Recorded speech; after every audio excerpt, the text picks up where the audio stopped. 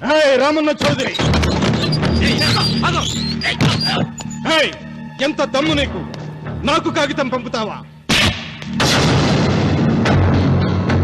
విన్నావా తొడదెబ్బ? దడదడలాడాల్సిందే. ఆకు తిప్పడం నీకు అలవాటు కదా. ఆకు తిప్పితే తిరిగేది ఆకు కాదు, నీ చరిత్ర. నేను సుబ్బారాయుని కాదు, పహిల్వాన్ పాపారావుని.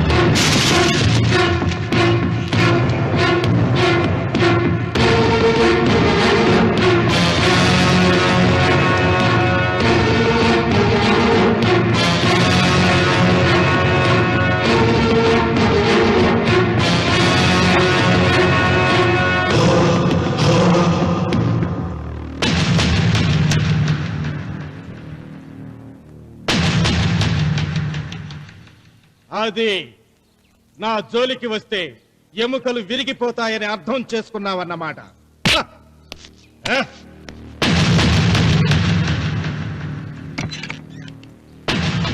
మొట్టమొదటిసారి అయ్యగారు భయపడినట్టున్నారు. రాముడు తను ఓడిపోయానని ఒప్పుకుంటున్నాడా ఏమిటి?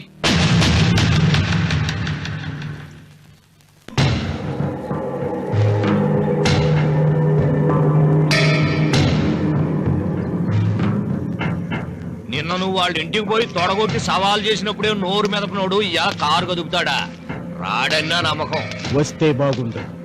నా కండలకి యమ దురదగా ఉంది. రామన్న చౌదరి బాడీ మీద అరగ తీసుకోవాలని ఉంది.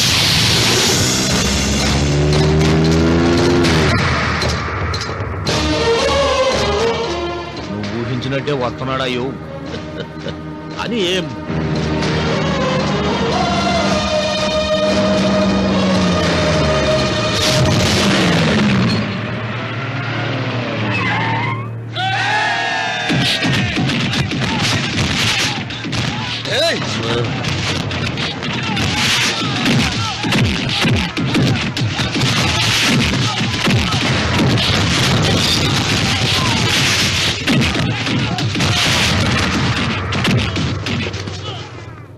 రామన్న చౌదరి, నా కుర్రాళ్ళు ఒక్కొక్కడు ఒక్కొక్క ఆంజనేయుడు లాంటి వాడు. చూసావా నీ వాళ్ళని ఎలా చెడుగుడు ఆడించానో? రావద్దని చెప్పినా వచ్చినందుకు నీకు శిక్ష పడాలిగా. వచ్చి నా కాళ్ళు పట్టుకొని తప్పైందని అడుక్కోవాలి.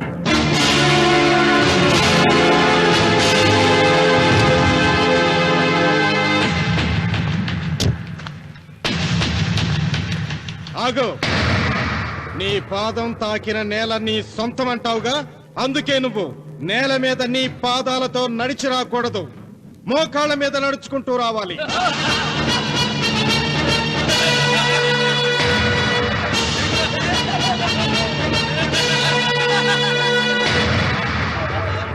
కానీ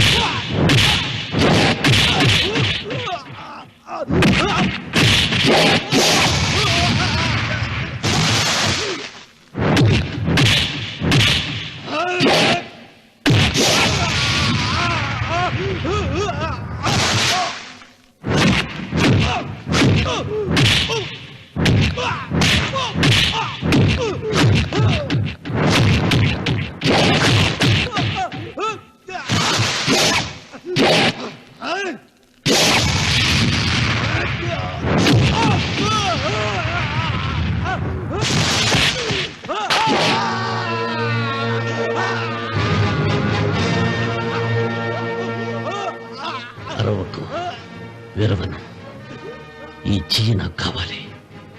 దస్తావేజుల మీద సంతకం పెట్టాలి కదా. అన్వర్,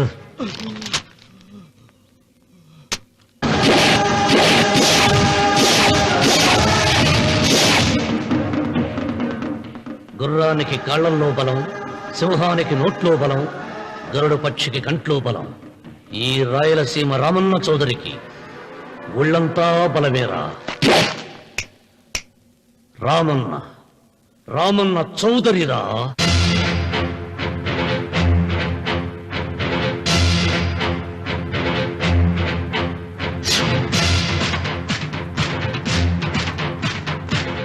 వెంకన్న ఎప్పుడూ గెలవని మనిషి. ఒక్కసారైనా గెలిస్తే బాగుండు అని జాలి చూపిస్తారు కొందరు కాదు. ఎప్పుడూ గెలిచే మనిషి.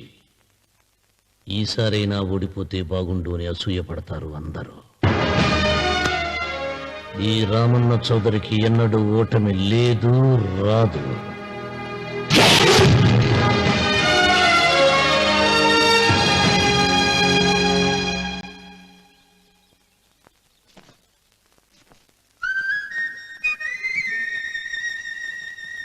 ఏంటమ్మాయి గారు ఆలోచిస్తున్నారు? ఆ రోజు పనివాళ్ళ వచ్చాడే, అతని మొహంలో నాకు రాజకళ కనిపిస్తోంది. మరి నా కోసం వచ్చిన అతను నాకెందుకో అతను యజమానేనా అని సందేహంగా ఉంది. ఏమండి బాగా డబ్బున పిల్ల నాకు పెళ్ళంగా రమ్మందని కుళ్ళిపోకండి. కుళ్ళు కాదురా, నీకు నచ్చిన పిల్ల మాట్లాడే మాటలు వింటుంటే ఖచ్చితంగా పరిపిల్లి అనిపిస్తుందిరా. పనివాడిలాగా మాట్లాడితే ఏంటి?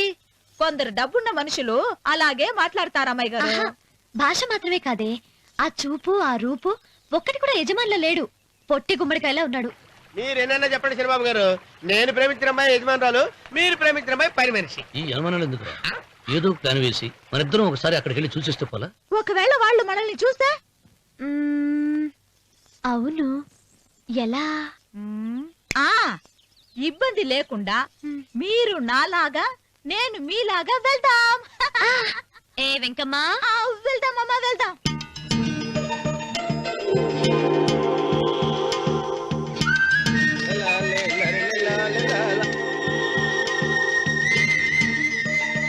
చంద్రబాబు గారు, చంద్రబాబు గారు, అయ్యో బాబోయ్, చంద్రబాబు గారు కొంపలు మునిగిపోయారండి.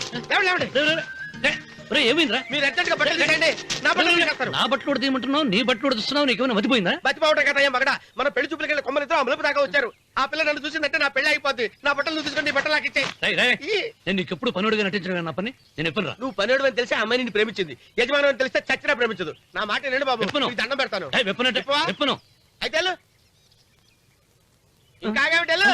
అయితే విప్పుతా, నువ్వు విప్పు. ఇప్పు. అదే ఎరకమ్మాయి. నిన్న నాదే, నేడు నాదే, రేపు నాదే, ఎల్లుండి కూడా నాదేలే. ఏట్రా కళ్ళు కనపట్టలేదా? కొవ్వెక్కిందా? చంపేస్తాను. కరెక్టే అన్నవరం ఏంటి? ఏడ్చేవాడి గడం పక్క, కొట్టేవాడి కుడి పక్క ఉండకూడదంటారు. నరుకుతా. వెళ్ళిపోతున్నారు.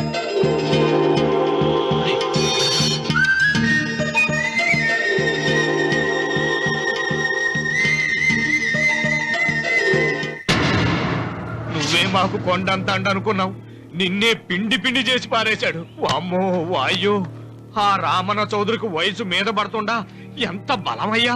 అతను చెప్పింది నిజం. అది కండబలం కాదు, గుండె బలం. నువ్వే ఇట్ట అయిపోతే ఇక మన సాంబశివరావు ఊరు వదిలిపెట్టి వెళ్ళిపోవాల్సిందేనా? నువ్వు గుండెను, అతను కండను నమ్ముకున్నారు, కానీ నేను తెలివిని నమ్ముకున్నా. వెంకన్న, అలెగ్జాండర్ దండయాత్ర భారతదేశంలో అడుగు పెట్టగానే ఆగిపోయింది. ఈ రామన్న చౌదరి దండయాత్ర ఆ సాంబశివరావు పొలంలో అడుగు పెట్టగానే పూర్తవుతుంది. రేపే అన్వర్ని పంపుతా. వద్దురా రావుడు, రేపే మహాశివరాత్రి. జటాధార స్వామి వారు వస్తారు. మీ తాతల కాలం నుంచి మీ ఇంటి ముందున్న శివలింగానికి పూజలు జరిపిస్తున్నారు. నువ్వెప్పుడో చూసావు. రేపు ఒక్కరోజు ఇంట్లో ఉండరా. మనకు వయసు పెరిగి తేజస్సు తరిగిపోతుంది. ఆయనకి రోజు రోజుకి వయసు తరిగి తేజస్సు పెరిగిపోతుంది. చచ్చే, జనానికి పిచ్చి పట్టి గడ్డాలు పెంచిన వాళ్ళ కళ్ళ మీద అడ్డంగా పడుతుంది. రే వెంకన్న, ఒకప్పుడు ఈ దేశంలో 3 దేవుళ్ళు 3 కోట్ల మంది మహానుభావులు ఉండేవాడు, అంటే మానవత్వం ఉన్నవాడు. కానీ ఇప్పుడు దేవుళ్ళు లేరు, మహానుభావులు లేరు. ఈ స్వాములు మిమ్మల్ని మాయ చేయగలరు గాని నన్నేమేం చేయలేరు.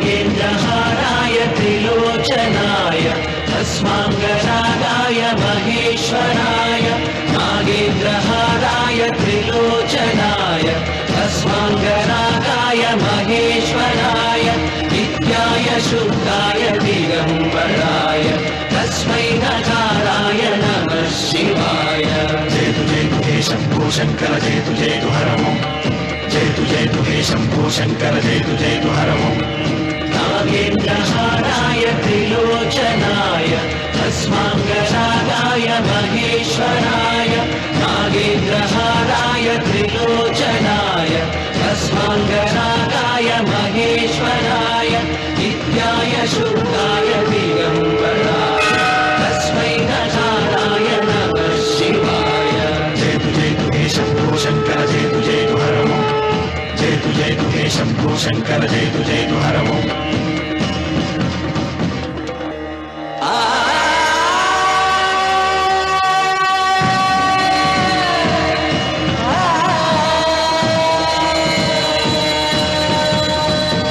जयतु जयतु हे शम्भो शङ्कर जयतु जयतु हरमो जयतु जयतु हे शम्भो शङ्कर ఆయన ఏదో చెప్పాలని చూశారు, చెప్పకుండానే వెళ్ళిపోయారు.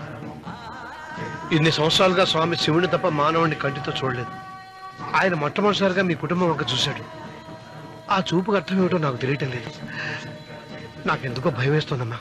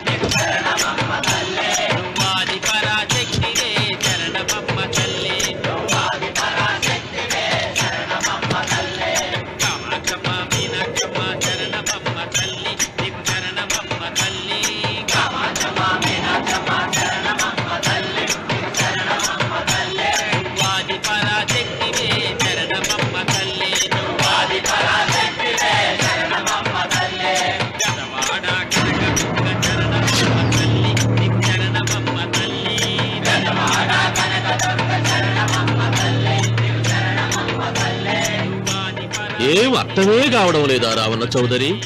నువ్వు చదివింది ఒక్క తమలపాకు, నేను చదివింది 10 ఆకులు విస్తరాకు.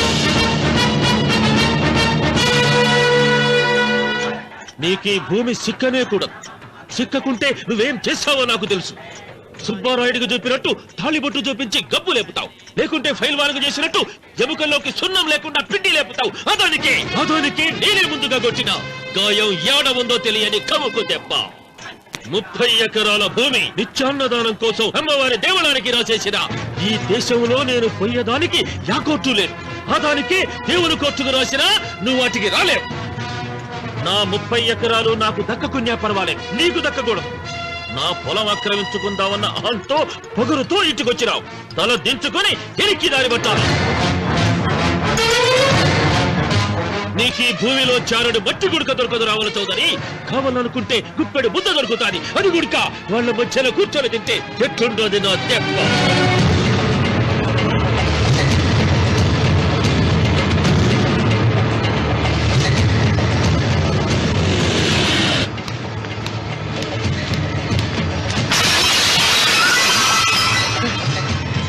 ఏమైంది?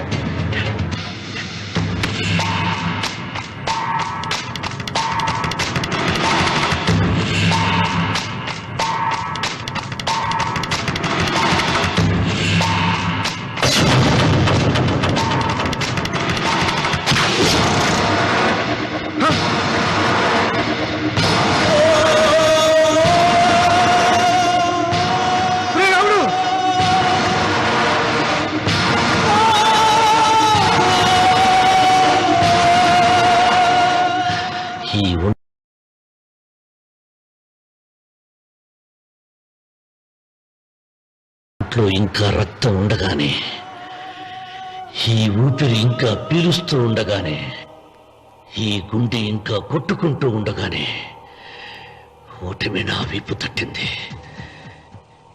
ఈ రక్తం మొత్తం ఒంట్లోంచి పోవాలి. నాపకో వెళ్ళిపో, వెళ్ళిపో.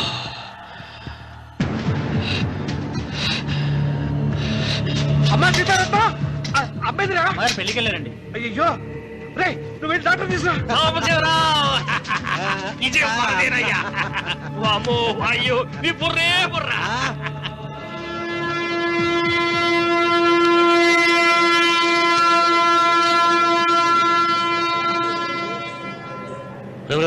ఏంట్రా కింద పడింది తింటున్నావు? రేపటి నుంచి మీరు కూడా తినాలండి. ఎందుకురా? లేకపోతే ఏంటండి, పని ఏమైనా ప్రేమించగానే సరిపోలేదండి, వాళ్ళు అలవాటు కూడా నేర్చుకోవాలి. అందుకని రేపటి నుంచి చికెన్ నేను తింటాను, జొన్న రొట్టె కొట్టుకొని మీరు తినండి.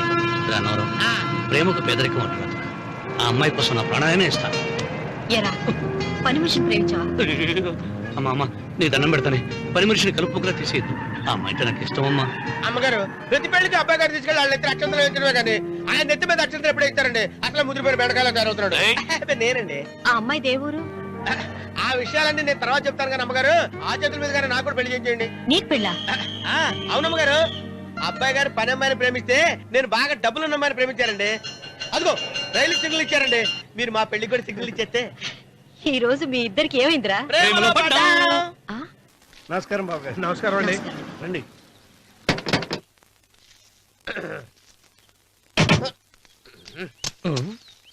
ఏంట్రా అన్నవరం పూజిచ్చి నిలబడ్డావు?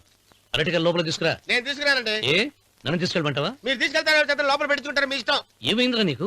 ఏమైందంటారేంటండి? లోపల నా గుండెలకు వచ్చిన ఎంకం ఉందండి, అది నన్ను ఎంత మోసం తెచ్చిందో తెలుసా అండి? ఆ విషయం నేనే మర్చిపోయాను. ఒరే అన్నవరం, తమరు మాత్రం వెంకమ్మను మోసం చేయలే? నేనే మోసం చేశానమ్మా. అదేనమ్మా, 100 ఎకరాల పొలం ఉంది, 200 ఎకరాల పొలం ఉంది అని చెప్పావు కదా. అందుకని నోరు మూసుకుని లోపలికి వచ్చి వెంకమ్మను నాకంటే ముందు నువ్వు పెళ్లి చేసుకో. ఆ తర్వాత రుక్మిణి నేను పెళ్లి చేసుకుంటా. అరటిగా తీసుకురా. నేను రాను. మీరని చెప్పినా నేను రాను. రావా? రాను. అయితే రామన్న చౌదరి గారికి చెబుతా. వద్దయ్యో. తీసుకురా. నమస్కారం అండి.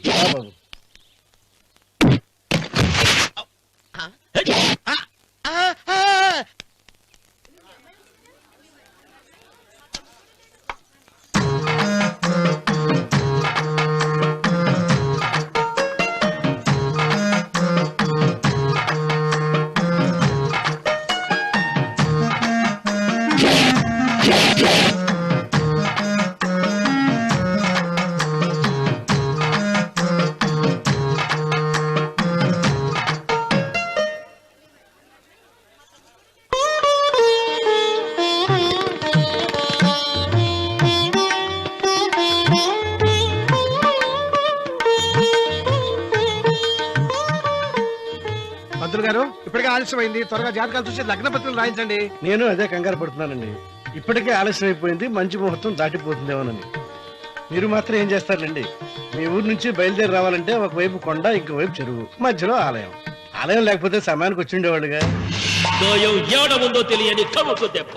30 ఎకరాల భూమి నిత్యాన్నదానం కోసం అమ్మవారి దేవుడానికి రాసేసిన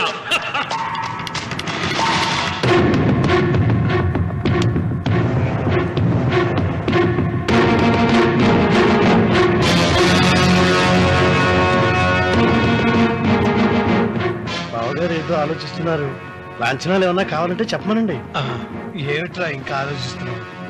రావుడు, వాళ్ళంతా కంగారు పడుతున్నారు. శుభం.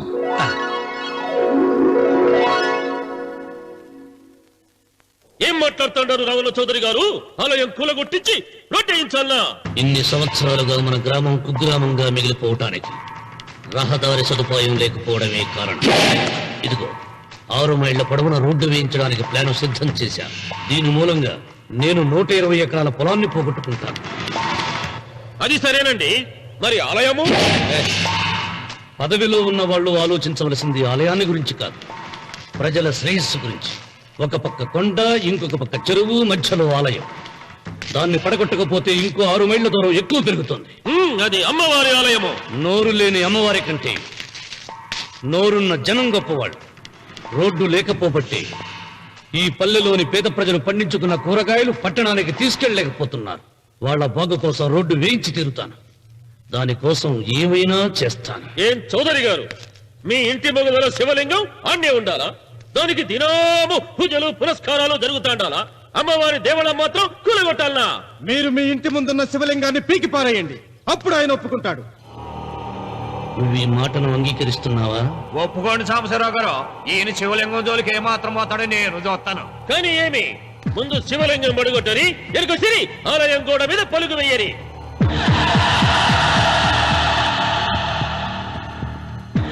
ముందుకేసిన అడుగు వెనక్కి తీసి అలవాటు ఈ రామన్నకు లేదు. నేను మడమ తిప్పను. మీరు మాట తప్పితే మరణ హోమమే.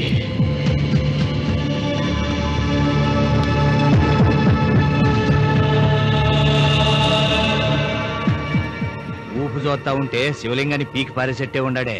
అయితే సాంబశివరావు గారి 30 ఎకరాలకు ఎసరే. ఆ ఇంటి ముందుండేటిది మామూలు రాయి కాదయ్యా, మహిమగల శివలింగము. తరతరాలుగా వాళ్ళ వంశాన్ని కాపాడుతాడే దేవుడు. చెయ్యి వెయ్యని తెలుసది.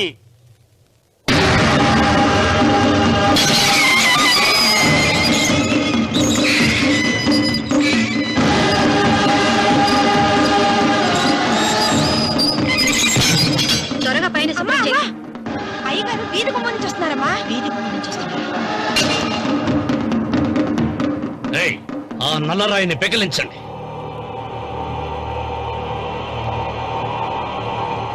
ఓ, మీరందరూ హిందువులు. మీకు కళ్ళు పోతాయి, మీ జీవితాలు కుళ్ళిపోతాయి అన్నారు. అయ్యా, ముస్లిం అయినా హిందూ అయినా దేవుడు దేవుడే. నేను ఈ పాపం చేయలేను. పాపం?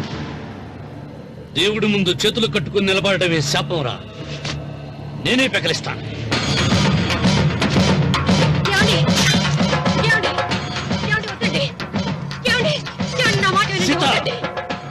ఉత్తమ జాతి స్త్రీ ఒక్కసారి కోరిక కోరుతుంది, రెండోసారి అడగకూడదు.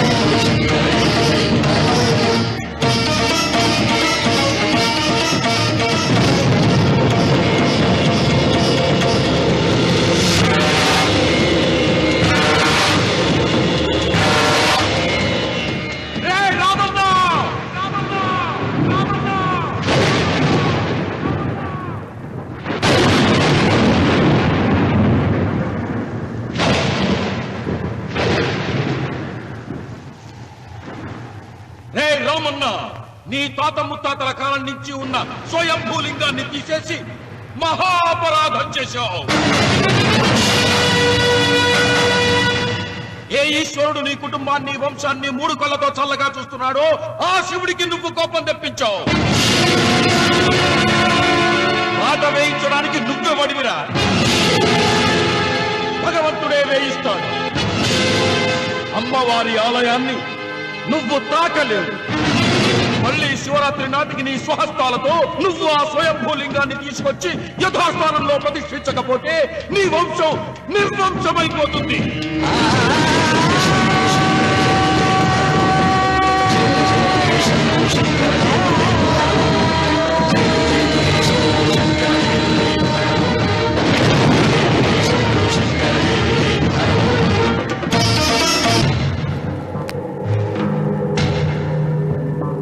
శివలింగాన్ని మీకు చెరులో మారేశాడు, ఇంకా గుడి మీద కూడా వస్తాడు. ఎక్కడొస్తాడు? జటాధర స్వామి శపించాడు కదా, జారిపోయి ఉంటాడు. రామున్న మొండివాడు పాపారావు, శాపాలకు తాపాలకు లొంగిటోడు కాదు, వస్తాడు. అతను వచ్చేలోపే పొలం ఆక్రమించుకోకుండా దేవళం కూలగొట్టకుండా ఏదో ఆలోచించాలా.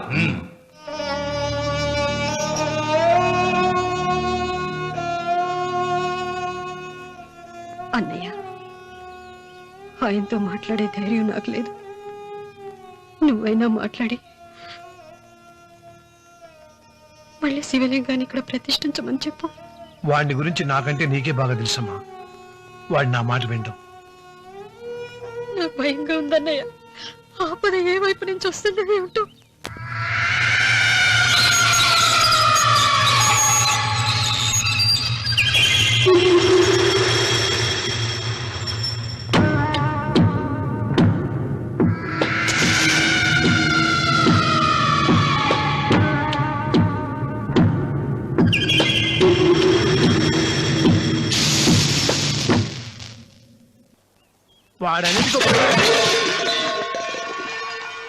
అరే ఏమిటా పని? మరి ఏం చేయమంటావు అమ్మా? నాన్నేమో ఆలయం పడగొట్టడానికి వెళ్తున్నారు. నా పెళ్లి అయిపోవటం ఖాయం. ఇంట్లో కూర్చొని నీకు వంట సాయం చేద్దామని వచ్చాను. అన్నయ్య, నువ్వే ఆయనకి ఏదో ఒకటి చెప్పి ఆలయం పడగొట్టకుండా చూడాలి. నేను మాత్రం ఏం చేయగలనమ్మా? వీడి పెళ్లి వరకు ఆలయం పడగొట్టకుండా ఉంటాను ప్రయత్నిస్తాను. ఆ తర్వాత వాడి దయ.